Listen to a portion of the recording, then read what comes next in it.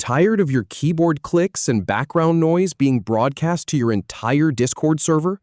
Learn how to set up push-to-talk in under 2 minutes. First, we'll open Discord settings, then configure the push-to-talk mode and assign a keybind. Finally, we'll test it in a voice channel.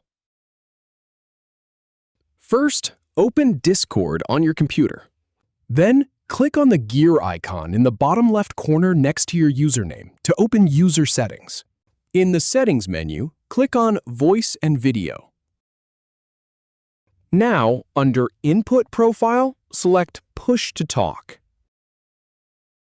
Scroll down to the Push to Talk Keybind section. Click on Edit Keybind. Press the key you want to use to activate your microphone. Then click Stop Recording to save that key. Click the X to exit settings. Finally, join a voice channel and test it by pressing your binded key to activate your microphone. Enjoy!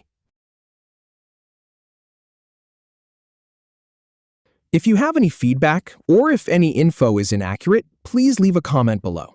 We'll do our best to answer or redo the video if needed. Thanks for watching.